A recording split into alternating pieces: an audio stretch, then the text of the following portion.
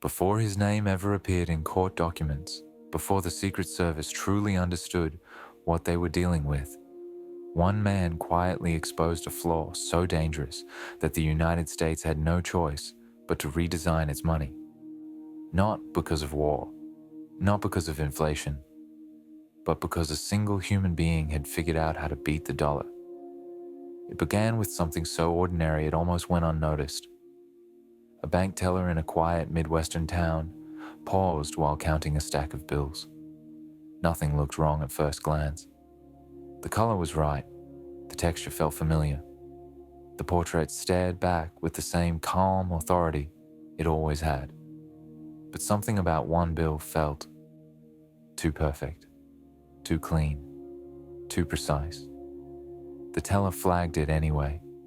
That decision triggered a chain reaction no one could have predicted. Within weeks, similar bills appeared in other states, different banks, different cities, deposits made by different people who had no connection to one another. No sudden surge, no obvious flood, just a slow, steady appearance of nearly flawless currency slipping into the bloodstream of the economy. When the Secret Service was alerted, they expected a routine counterfeiting case. They had seen it all before. Inkjet amateurs, overseas operations, sloppy reproductions that fooled tourists, but not machines. This felt different almost immediately, because these bills weren't failing tests. They passed them. Under magnification, the microprinting was sharp. Under ultraviolet light, the security features reacted exactly as they should. Chemical analysis showed ink compositions that mirrored government standards almost perfectly. Even serial numbers followed legitimate patterns. The word counterfeit didn't quite fit. These weren't fakes. They were imitations at a level that shouldn't have been possible. For decades, US currency relied on an unspoken assumption. Perfection was unattainable outside government facilities. Counterfeiters always made mistakes. That belief had kept the system stable, comfortable, confident. Now, that belief was cracking. Inside secure rooms, analysts laid suspect bills next to authentic ones, studying them like forensic pathologists. The differences were microscopic. A fraction of a millimeter here, a barely detectable ink shift there, details so subtle that even trained eyes struggled to find them. Someone out there understood American money in a way very few people ever had. The man behind it didn't start as a criminal. He started as a craftsman, a printer by trade, a technician who had spent years working with high-end presses, specialized inks, and paper textures most people never touched. He knew how materials behaved under pressure, heat, time. He knew that perfection wasn't achieved in one attempt. It was refined through thousands of failures. At first, money was just another challenge. He didn't see a dollar bill as currency. He saw it as a puzzle, a combination of engineering, psychology, and tradition. A symbol people trusted without question. And that trust fascinated him. He studied currency the way others study art. Bills from different years, different mints, fresh notes, worn notes. He memorized the way paper fibers scattered light, the way portraits softened with age, the way ink absorbed into cotton-based paper instead of sitting on top like ordinary prints. He failed repeatedly. Early attempts were obvious, flat, lifeless. But each failure taught him something. Each adjustment brought him closer. Then came the moment that changed everything. One bill passed, not in a dark alley, not at a convenience store, but at a bank. It moved through a machine, through human hands, into the system.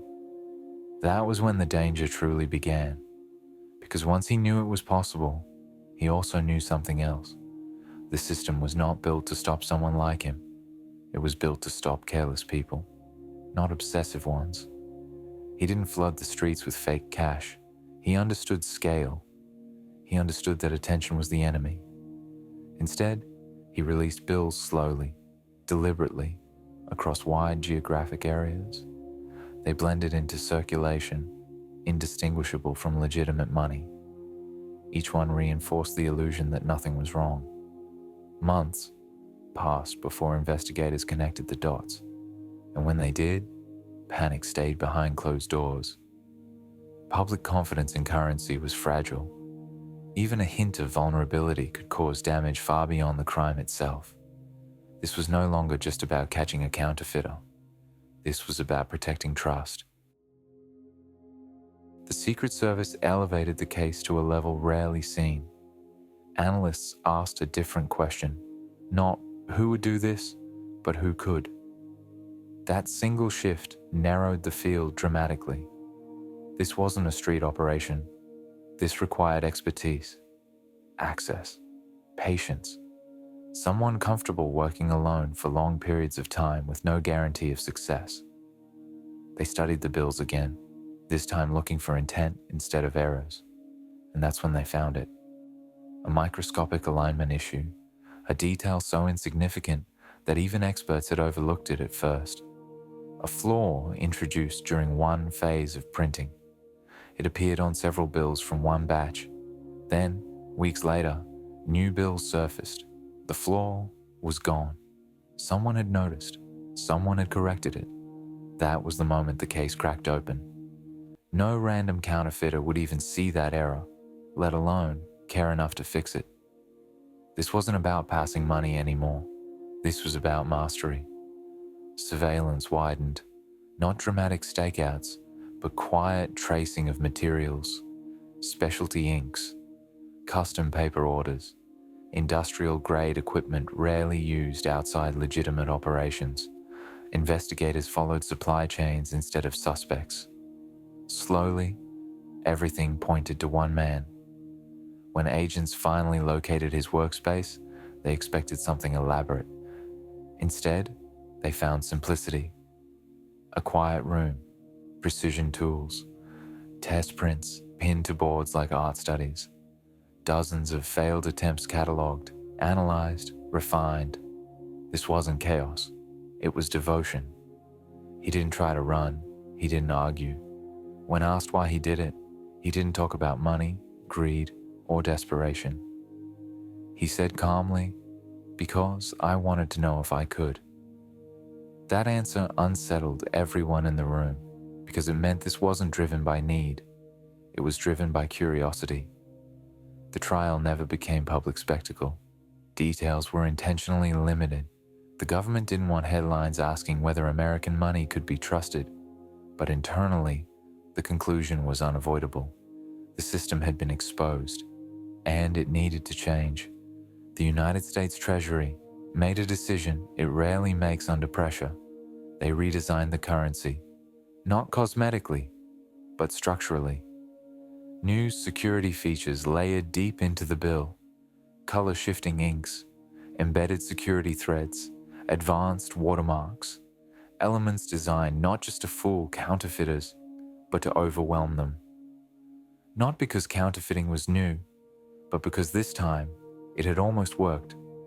The man went to prison, the presses went quiet, the investigation closed, and most Americans never knew how close their money came to losing something far more important than value: trust.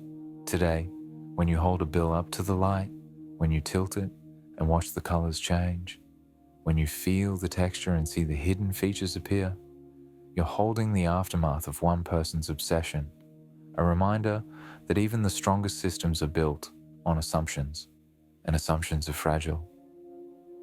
Because systems don't collapse with noise and chaos, they fail quietly until someone proves they can.